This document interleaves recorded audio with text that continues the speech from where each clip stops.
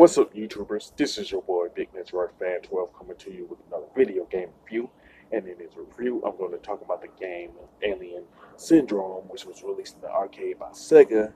Then it was later ported to different home consoles like the Sega Master System, the Amiga, the Atari ST, other consoles like that, including like the Game Gear and stuff like that.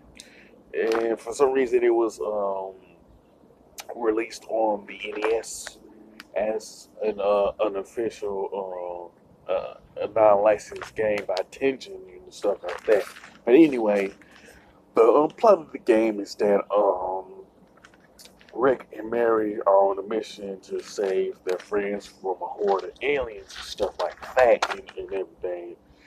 And there's like 7 stages in the game where you have to find a certain number of the hostages within a specific time limit. You know what I'm saying?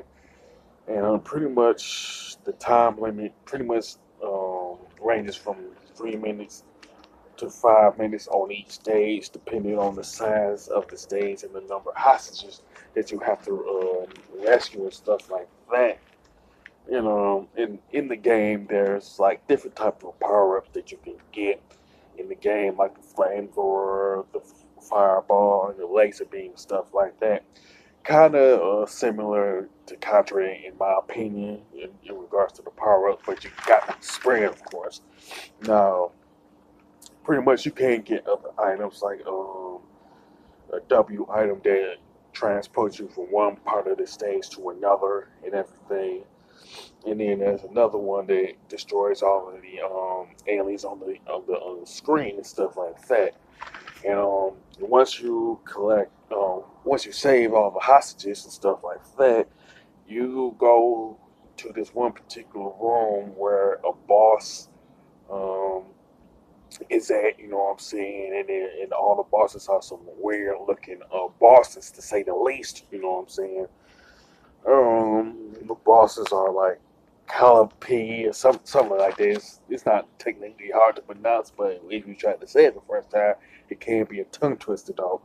The other one is Cleo, something like that.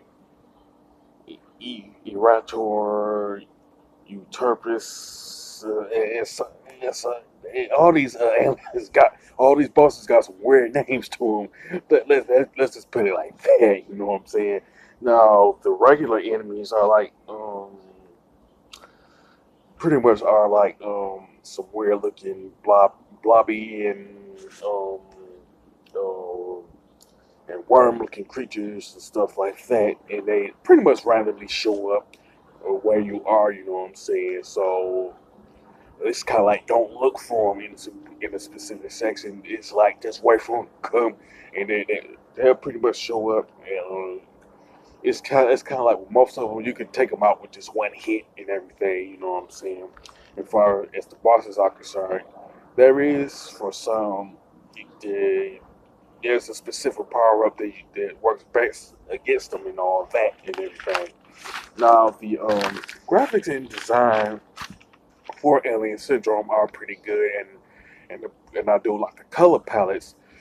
But it seems as if some versions of Alien Syndrome, the color palette is darker in some versions and lighter than others and everything. And I noticed that the design of the regular enemies and the stages are different with each um,